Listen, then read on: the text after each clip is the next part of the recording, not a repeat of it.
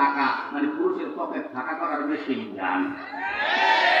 কি যুবকরা কথা কম না খা ঠিক সরকারের টাকা খাও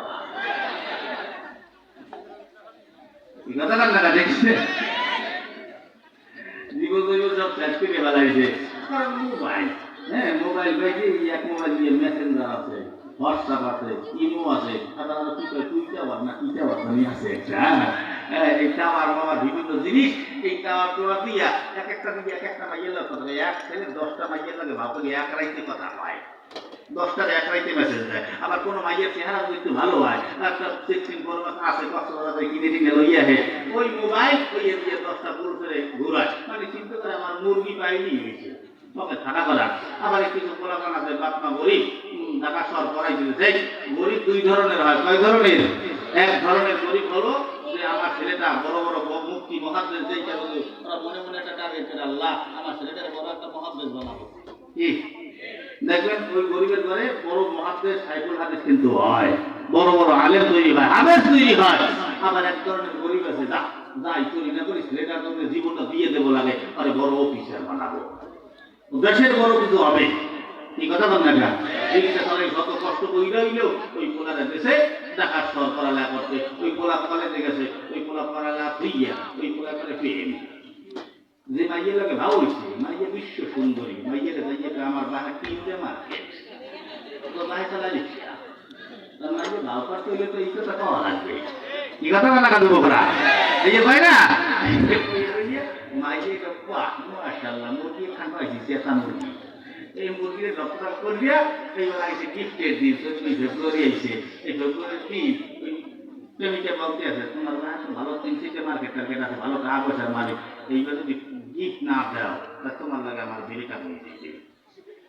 কিটা কথা কয় না কিটা বেরিকা এই যে গিফটে তুমি আমাকে দেবা অন্তত কমপক্ষে 50,000 টাকা তার দাম হইতে হবে, তাহলে আমার সাথে তোমার বিলেট হয়ে যাবে। এই কথা কতে এখন এই পোলার মাথা কি ঠিক আছে যে আল্লাহ তো সারা হয়ে যাইবে আমি তো আর পাবো না।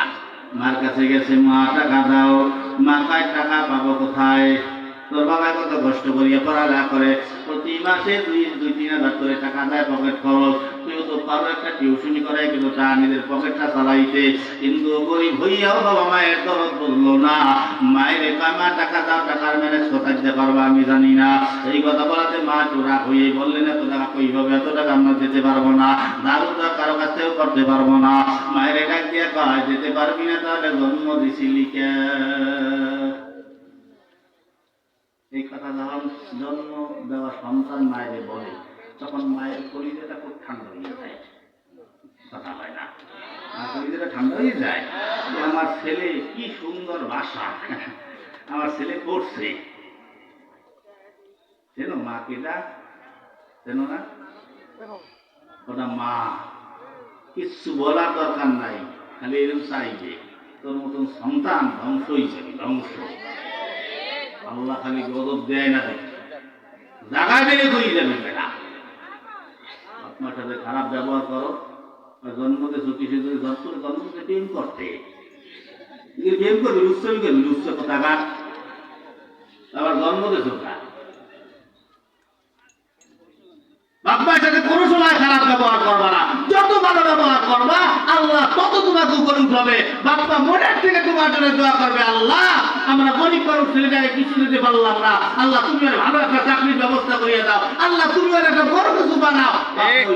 তোমার জন্য দোয়া করবে এই কথা বল না দোয়া না লইয়া এই প্রেম করিয়ে বেড়াও এবার ঘরে দিয়ে মরো। এবার তোর যেন টাকা নাই 2 দিন পর ওই মাইয়ের 4 বছর হয়ে গেলে আমাকে প্রেমের বয়স আমরা বিয়ে করবো না, তখন আমরা বিয়ে করি মাইয়ে লাভ নিবে বাইরে এলাম তাই কে খাওয়াবি কি আমার তোর কোনো চাকরি আছে তোর টাকা আছে পয়সা আছে তোর বাহির কিছু আছে তোর চিনি নিয়ে তুই যা তোর মতন আরো 10টা আমার আছে তোরা খাওয়াবি আরো 10টা আছে এই হইল করে হাঁটবে। এই ছেলেটা যখন ঠেকা দেয় এই ছেলেটা দিয়ে বিষ খায়, এই ছেলেটা না হয় গলায় ফাঁসি দেয়, না হয় আত্মার দরবারে, না হয় মাথা ব্রেন শর্ট করিয়া রাস্তায় পাগল হয়ে তারপরে ঘুরে। কথা বল না কোন মাইয়ে বসে এই লোকের কথা বলা না কোন মাইয়ে বসে তোমার এত বুঝাই কাছে তোমার তাহার এত দাম নাই খা তাহা কমাও, তাহা ধরে রাখো। ওরকম হাজার সুন্দরী কয়টা লাগবে? ওরকম সুন্দরীর মা তোমার দরজায় ঘাস কাটবে, আব্বা আমার মাইয়েরা নেমে আসবে। কি কথা বল না গা? টাকা পয়সা বেশি যদি করতে পারো কামাই, শ্বশুর শাশুড়ির কাছে ভালো তুমি জামাই। টাকা পয়সা কামাই করে শুধু দিয়ে যাই, শালা শালির কাছে তুমি ভালো দুলাভাই। টাকা পয়সা কামাই করে সামনে দেবে ঢেলে, পিতা মাতার কাছে তুমি খুবই ভালো ছেলে। টাকা পয়সা দেবে শুধু গহনাটা দামি, নিজের বউয়ের কাছে তুমি খুবই ভালো স্বামী। টাকা পয়সা দেবে শুধু হিসাব নিকাশ নাই, ভাই বোনের কাছে তুমি খুবই ভালো ভাই। টাকা পয়সা দেবে শুধু নেই তো কোনো চাপ, ছেলে মেয়ের কাছে তুমি খুবই ভালো বাপ। টাকা পয়সা কামাই করে দিবে নতুন জামা, ভাগ্না ভাগ্নির কাছে তুমি খুবই ভালো মামা। টাকা পয়সা কামাই করে দিয়ে যাবে শুধু, ভাই আর ভাইদের কাছে তুমি ভালো দুধু। টাকা পয়সা দেবে শুধু হিসাব নাই এক বিন্দু, চলার সাথীদের কাছে তুমি ভালো বন্ধু। টাকা পয়সা কামাই করে দিবে ডজন ডজন, আত্মীয়দের কাছে তুমি খুবই ভালো স্বজন। কথা কয় না, কথা কয় না, ঠিক না? টাকা ধরো, টাকা ধরো, টাকা কামাই করো, টাকার মূল্য বুঝেছি ভাই যখন হইছি বড়। টাকা পয়সা দিতে পারলে সবার কাছে ভালো, না পারিলে সুন্দর মুখটা দেখবে তুমি কালো। আমার কথা ঠিক কিনা ভাই তোমরা সবাই বলো? টাকা তুমি জ্বালাইয়া গেলা, সংসারে আগুন নিভাইয়া গেলা না। ঠিক না? এই দাদা সত্তর কয় পার্সেন্ট?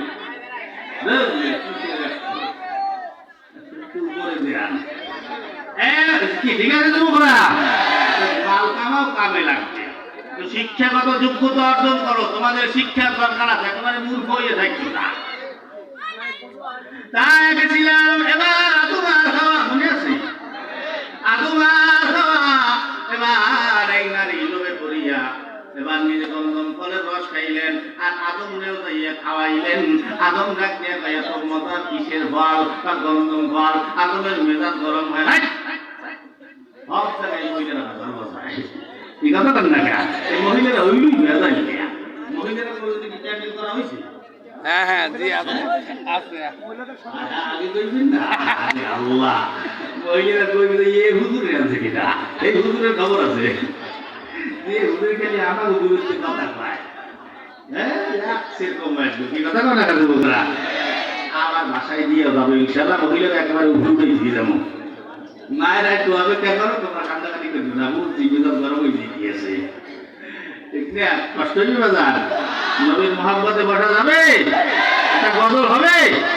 তুমি অন্তরে তুমি নয়নে তুমি জীবনে তুমি মরণে,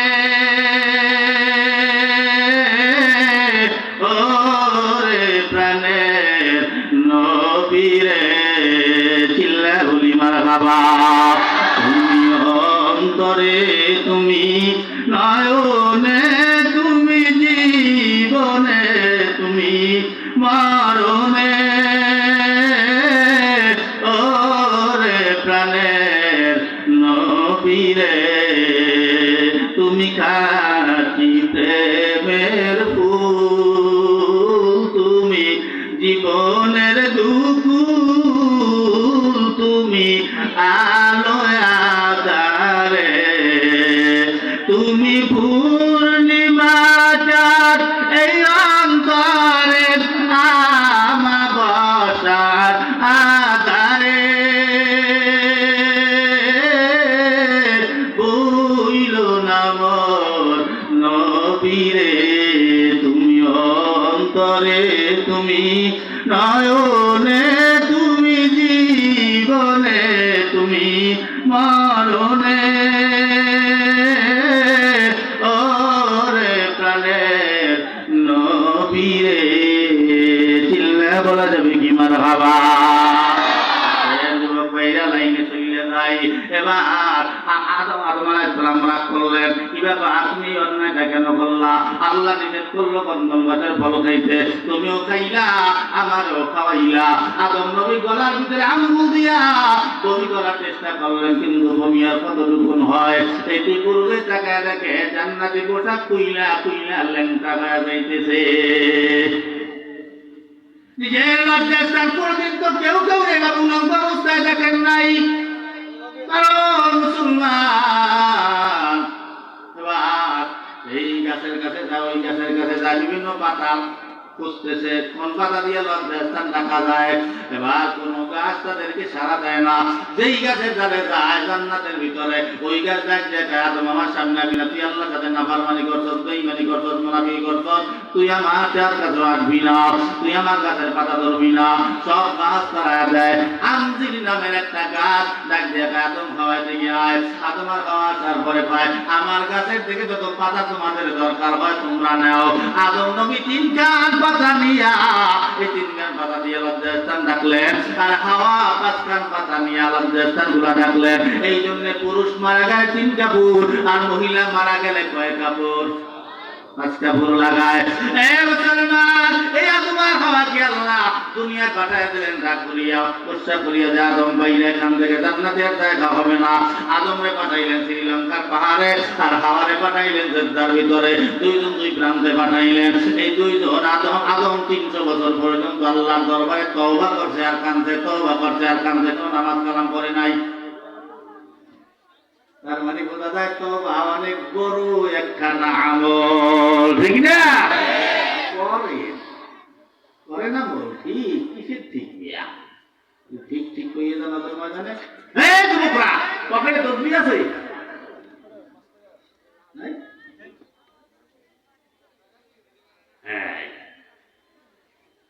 এরকম ছোট্ট তসবিহ রাখবা 100 দানা।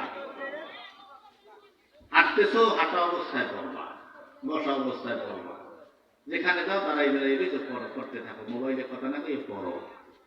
এই আস্তাগফিরুল্লাহ এত বড় নিয়ামতপূর্ণ একটা আমল, বিভিন্ন সাইড এই আমলের কারণে আল্লাহ পাক আপনাকে হেফাজত করবে বিভিন্ন সাইডের থেকে।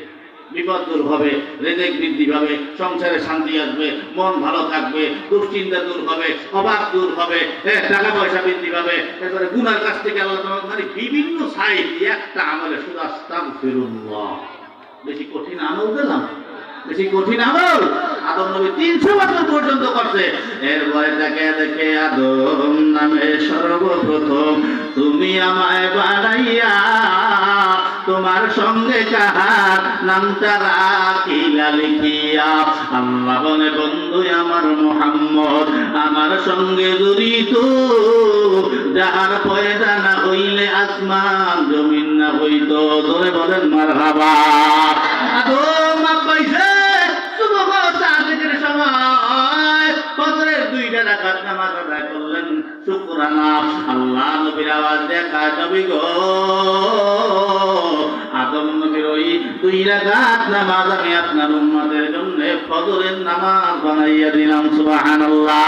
এই ওয়াজের আমলের কথা যদি কোন আপনার উম্মত ওই ফজরের নামাজটা গিয়ে আদায় করে, আদম নবীর সম পরিমাণ সওয়াব ওই বান্দার আমল নামে আমি আল্লাহ দান কইরা দিব।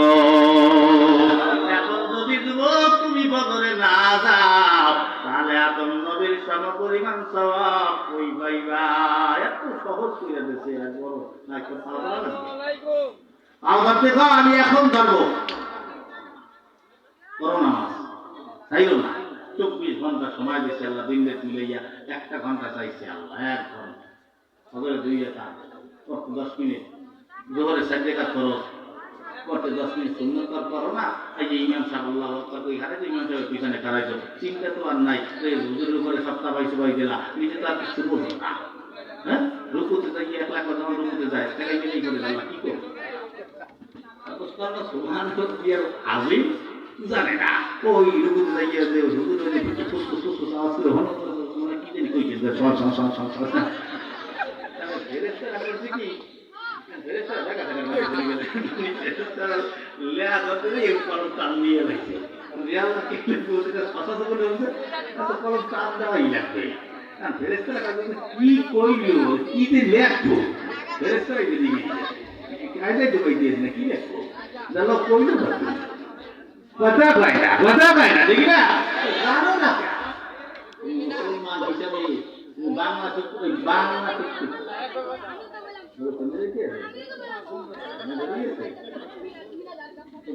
ঘুমা সমস্যা তাই কি করতে যে কোথায় চলে গেলাম আবার ভুলে গেলাম মনেও খায় না কিছু হ্যাঁ এই তোমার কিন্তু 2 ঘন্টা আগে কি আছে